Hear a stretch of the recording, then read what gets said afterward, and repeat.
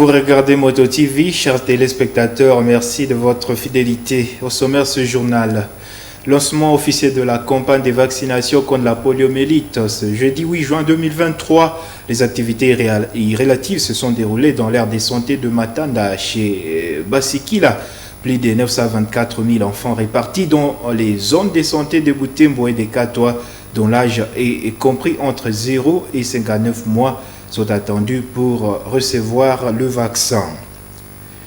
Et le verdict du procès de l'assassinat du gardien tué la nuit du 30 au 31 mai à Rwanda est tombé ce jeudi 8 juin. Rigen, Aimé et Bienvenu ont été déclarés coupables. Ils ont été condamnés à la peine de mort. Seuls les prévenus ont béni a été acquitté. Mesdames et messieurs, installez-vous confortablement pour l'intégralité de ce journal. Vous êtes prêts pour suivre ce journal, mesdames et messieurs, en voici l'intégralité. Plus de 924 000 enfants, dont l'âge varie entre 0 et 59 mois, sont attendus pour recevoir le vaccin contre la poliomyélite. Ils sont répartis notamment dans les zones de santé de Butembo et de Katoa. C'est ce qu'a fait savoir le programme élargi de vaccination ce jeudi 8 juin lors du lancement officiel de la campagne de vaccination contre la poliomyélite. Les cérémonies ont vécu dans l'aire de santé de Matanda chez Basikila pour cette première phase la stratégie de vaccination prévue est le porte-à-porte pendant 3 jours. Reportage de Nelly Mwengeshali et Luciana Moussevero. Pour commencer, les participants chantent l'hymne national. Il s'agit des prestataires de santé, des autorités politico-administratives, des partenaires de l'UNICEF et de l'OMS, des agents de la cellule d'animation communautaire et des personnes vivant avec la polio. Bernadette Siviolia du programme élargi de vaccination indique que cette campagne vise à sensibiliser tous les parents sur les dangers de la polio. D'après lui, la RDC compte plusieurs cas de polio. Il y avait beaucoup d'épidémies qui sont été successives. Ce n'est pas pour rien qu'on est en train de vouloir vacciner les enfants dans le pays. En 2017, on a eu 22 cas de polio. En 2018, 20 cas. En 2019, 89 cas. Et en 2020, 84. Mais en 2022, on est allé encore trop loin. On a atteint 360 cas de polio dans le pays. Voilà pourquoi nous vous demandons d'entendre les vaccinateurs à la maison pour que nos enfants ne puissent pas aller dans la maladie qui va paralyser. Non. Le Parlement d'Afa Butembo-Lubero évite les parents et les écoles de Butembo à accepter ces vaccins pour le bien des enfants. Papa et maman, vouloir un avenir radieux pour votre enfant, c'est le faire vacciner à temps opportun car ceci lui permet un bon développement physique, mental ainsi que son épanouissement scolaire. Pour cette vaccination d'enfants contre la poliomyélite qui se fera porte à porte, vous n'avez vraiment aucune excuse, peut-être qu'une mauvaise foi, de nous faire échapper à cette campagne de vaccination qui ne vise que notre bien-être, celui de nous épargner des conséquences de la poliomyélite. La santé de l'enfant est plus précieuse que les mauvaises rumeurs sur le vaccin. Nous vous prions, chers parents, à bien considérer plus la santé de votre enfant que les rumeurs non fondées qui circulent dans la communauté. Ainsi, enfants, papa, maman, jeunes, enseignants et autorités, luttons ensemble contre la poliomyélite en faisant vacciner des enfants, filles et garçons, dont l'âge varie de 0 à 59 mois pour leur intérêt supérieur, afin d'espérer un concours meilleur. Kahambu Regina souffre de la polio depuis 2 ans. Elle appelle tout le monde à ne pas négliger ces vaccins pour prévenir les enfants de cette maladie. Merci. Kwa mama, kwa baba, wasindikize watoto wao ili waweze wakapata kikato hii ya bure. Kwani maisha yetu ni maisha ambayo ni maisha ya raha. Unaweza kuwa na akili kichwani, lakini kufatana na hali tunayoishi unashindwa kufanya vingine vile unaweza mfanya. Unaweza mimi naweza fanya hivi, lakini kufatana kama upungufu wa nguvu inaacha unashindwa kufaa wengine. Présent au lancement, les maires de Butembo a administré 2 gouttes du vaccin CDP V2 à cet enfant âgé de 3 ans. Façon pour lui d'autoriser les activités de vaccination dans son entité administrative.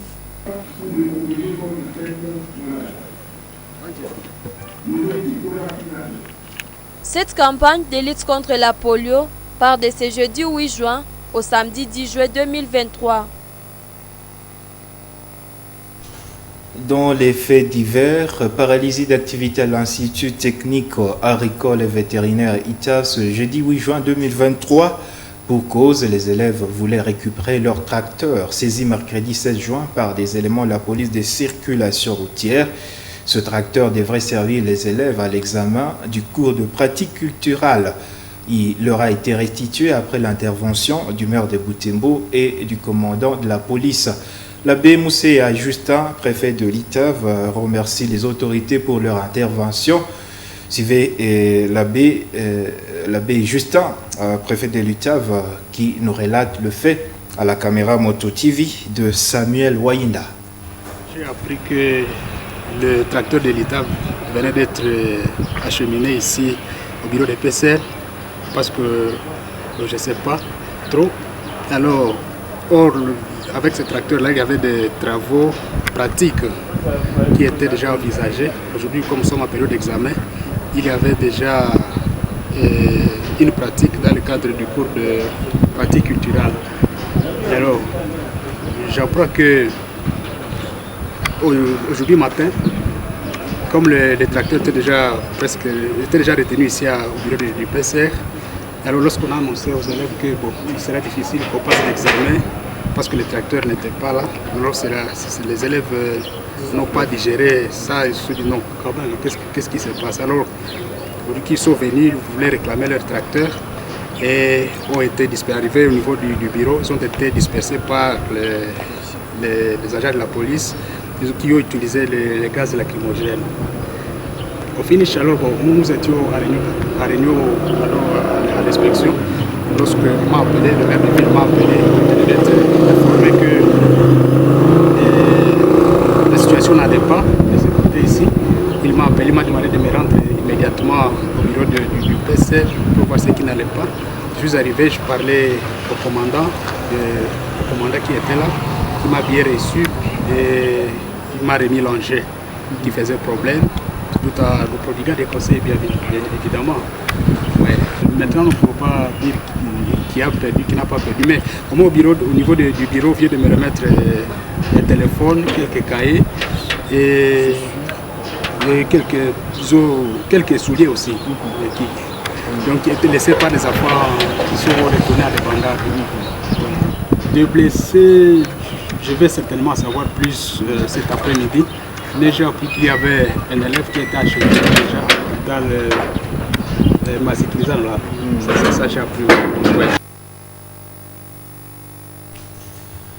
Rigen, Aimé et Bienvenue ont été déclarés coupables de l'assassinat de l'agent du service de gardiennage tué la nuit du 30 au 31 mai au quartier Rwanda. Les 3 ont été condamnés à la peine de mort, sauf le 4e prévenu, les nominés Ompeni. Il a été acquitté. Le verdict est tombé ce jeudi 8 juin à l'issue des audiences tenues à l'auditorat militaire garnison de Butembo-Lubero au camp militaire de Rwanda. Suivez ces reportages de Mwanam Penzi Mazekele rendu par Grace Kaniki. Ces 3 sujets sont poursuivis pour meurtre d'un agent de gardiennage de l'univers Security à Rwanda la semaine dernière et tentative de meurtre de notre agent de gardiennage, comme l'a dit le lieutenant-colonel Pumbulu, président du tribunal militaire garnison de Butembo-Lubero, dans ce verdict. S'il y a lieu de retenir en leur faveur les circonstances atténuantes, le tribunal répond par non. À la question de savoir s'il y a lieu de leur appliquer une sanction pénale, le tribunal répond par oui. En conséquence, prévenu Kambal condamne le prévenu Kambal à la peine de mort pour meurtre à la peine de mort pour tentative de meurtre. Pour meurtre de M. Mumbere Zéphanie et de la tentative de meurtre de M. Mumbere Mugesi. À la question de savoir, en conséquence, condamne le prévenu Miguel à la peine de mort pour meurtre. Avant de prononcer le jugement, le tribunal a été sur les lieux du drame à Rwanda pour s'enquérir de la réalité sur base des données fournies par les renseignements.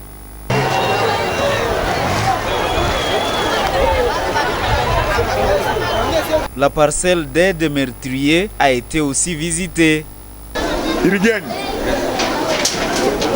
Ulisikia je kebe kona menacé papa. Yes, papa aliyekaa. Nikamwambia papa niseme. Wapi msafu? Tupatanishe akasema hapana. Nikatoka hapo. Pendant les audiences de ce jour, les trois assassins ont clamé leur innocence. Cela n'a pas empêché à la justice de dire le droit. Ils sont condamnés à la peine de mort. Par ailleurs, Ompeni, le quatrième prévenu, a été jugé non coupable et acquitté par le tribunal. Il est soulagé par la décision du tribunal.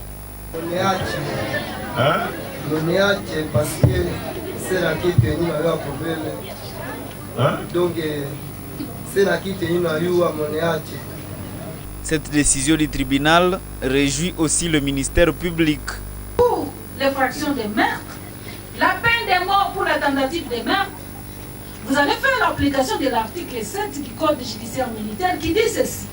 En cas de pluralité d'infractions et de peines, vous allez retenir une seule peine. Malheureusement pour eux, c'est toujours la peine de mort. Les participants à cette audience ont été satisfaits de la décision de la justice qui a fait condamner 3 assassins. Rose Tombeane appelle les parents à veiller de très près sur les enfants, filles comme garçons, en surveillant leurs mouvements afin de les protéger contre d'éventuelles fréquentations de groupes de malfaiteurs qui insécurisent la ville. Et a lancé ce message lors de son entretien avec les représentants de ces groupes de base dans la cellule Katia au quartier Boutete. Une activité inscrite dans le cadre des séances de sensibilisation qu'elle a initiée pour renforcer la vigilance face à la montée de la criminalité urbaine en ville donc ici à Butembo. Nous suivons ce reportage réalisé par Jérémy et Tchaswekera. Il est 16h ce mercredi lorsque Madame Rose Tompeane est accueillie en cellule Katia dans le quartier Boutete, situé à commune Kimemi.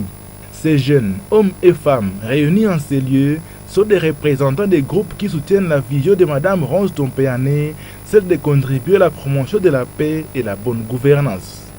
Ces équipes de base se sont réunies en ces lieux pour s'entretenir avec leurs leaders sur la situation sécuritaire qui prévaut à Butembo.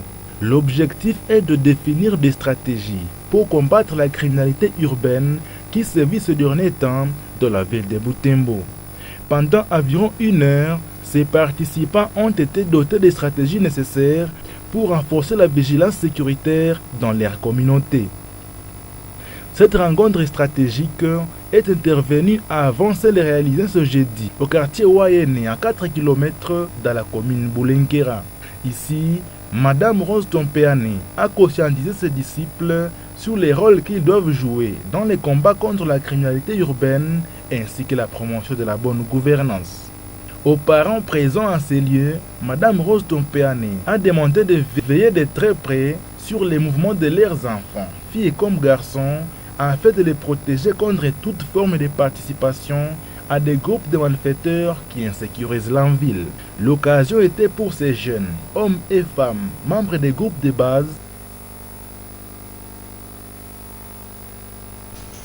En page de l'église, chers téléspectateurs, au total 464 chrétiens ont reçu le sacrement de confirmation en paroisse Saint-Kizito de Boulema ce jeudi 8 juin 2023. C'était au cours d'une Eucharistie présidée par l'abbé Jean-Pierre Guénimolo, délégué de l'évêque diocèse de Butembo-Béni, qui se trouve présentement en mission pastorale. Cet envoyé de l'évêque a expliqué que la foi des tout-croyants est fondée sur les 10 commandements des dieux et les sacrements. Nous suivons ce reportage de Gérard Mourefou. C'est ce podium jubilaire de la paroisse Saint-Kizito de Volema qui a accueilli les cérémonies d'octroi du sacrement de confirmation de 464 catéchumènes, dont 27 prosélytes et de chrétiens de la place ont été présents sur les lieux. L'abbé Jean-Pierre Guény, délégué de l'évêque, et 5 autres prêtres signent leur entrée. Le célébrant a expliqué dans son homélie que la foi des chrétiens prend son fondement dans les 10 commandements et les sacrements. Cependant, M. l'abbé Jean-Pierre Guény a recommandé aux élus de veiller sur le sacrement reçu ces jours. Fin de l'homélie, le 464 catéchumènes confessent la foi catholique. Après cette étape, le prêtre a procédé au sacrement de confirmation des catéchumènes. Le curé de la paroisse Volema a appelé les nouveaux confirmés à ne pas entrer dans des sectes. Monsieur l'abbé Matemouissa a tenu de dire aux chrétiens que recevoir un sacrement n'est pas un prestige, il s'agit plutôt d'un engagement en Christ. Et les chrétiens de la paroisse Sainte-Croix de Tchaouiré ont reçu des enseignements sur le Saint-Sacrement ce jeudi 8 juin 2023. C'est dans le cadre de la préparation de la solennité du Saint-Sacrement. De ces enseignements, l'on peut retenir que l'Eucharistie apporte le salut à un chrétien. Le père Hubert Delosti, Siloyo, curé de la paroisse Sainte-Croix de Tchaouiré, a expliqué que l'Eucharistie est indispensable dans la vie chrétienne. Dans cette rencontre, les chrétiens ont appris du concret eucharistique des évêques qui se déroule à Lubumbashi. Suivez les curés de la paroisse Sainte-Croix de Tchaouiré dans cette interview réalisée avec Delphin Bouya. De ce concret, l'essence de cette tridium, c'est juste rappeler la valeur de l'Eucharistie dans notre vie. Parce que quand nous sommes habitués à communier tout le temps, quand on est habitué à faire quelque chose, des fois on oublie son sens. Voilà pourquoi l'Église nous a demandé encore de rappeler aux chrétiens le sens de l'Eucharistie. Ces mystères nous donnent quoi dans notre vie chrétienne? Le salut, parce que nous sommes là pour le salut. Ça nous donne le salut quand nous recevons le Christ qui vit en nous. Il est là pour nous sauver, il est là pour nous guérir, il est là pour nous donner tout ce dont nous avons besoin, parce que quand il est en nous, parce que nous devenons un avec lui, comme nous parlons de la communion. Donc nous sommes en communion avec lui, et quand nous sommes avec lui en communion, c'est dire tout ce que nous pouvons demander à lui, il doit nous les donner. Et dans la religion voisine, vu la situation sécuritaire qui se dégrade en commune de Bulengera, l'évêque de l'église évangélique du rite africain et ERA, commis en paroisse Monsinaï de Moutire, en diocèse de Butembo-Bukaka, prévoit une série de cultes pour la paix en collaboration avec la société civile, noyau de Bulengera. Monseigneur l'évêque Kakule Kanyamunyo pense qu'il est opportun d'organiser ces cultes pour prier pour la paix dans la nation congolaise. Il invite tous les chrétiens sans distinction de confession religieuse à participer à un culte organisé ce vendredi 9 juin 2023 à la paroisse Mont-Sinaï de Moutiri. Ces propos ont été recueillis par Eugénie Moussiviroa et croyante Behamba. Ce qui a préoccupé la société civile locale pour solliciter un culte ici chez nous, c'est la dégradation de la situation sécuritaire dans notre commune. Particulièrement dans notre église, il nous arrivait de subir des cas de braquage. Donc nous sommes aussi victimes de guerre, victimes de criminalité urbaine. Cette commune est en crise sécuritaire. Tous ces meurtres et braquages instantanés, rien ne va dans cette commune. La société civile nous a sollicité pour concentrer avec l'approche chrétienne pour restaurer la paix ici, vu que c'est une affaire de tous. Sans la volonté de Dieu, nos efforts pour la paix seront vains. Nous nous sommes mis d'accord pour cette grande activité, cette campagne pour la paix en commune Bulengera en particulier et pour tout Butembo. Ainsi avons-nous pris les programmes pour ce vendredi 8 juin de 8h30 à 12h. Tout croyant est convié à ce culte et tout celui qui croit que Dieu a la solution à tout. On ne sélectionne pas de confessions. Toutes les églises qui pensent que Dieu peut agir sont invitées.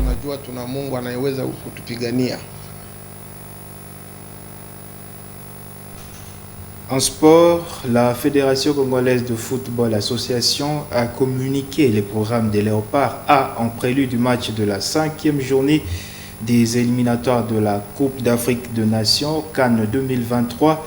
Jeudi 8 juin, le staff technique va atterrir au Cameroun. Ça sera à Douala donc. L'équipe de Sébastien Desarbres tient le 9 juin sa réunion avant la vague d'arrivée des internationaux prévue le même jour. La première séance d'entraînement est prévue au 10 juin. Les Léopards ont choisi Douala pour affûter leurs armes avant d'affronter le Gabon. À 2 journées de la fin, la RDC est dans l'obligation de s'imposer pour ne pas laisser les autres nations décider de son sort. La RD Congo affronte les Panthers du Gabon à Franceville le 18 juin 2023. Chers téléspectateurs, c'est la fin de ce journal. Merci infiniment à vous toutes et à vous tous d'avoir suivi. Au revoir.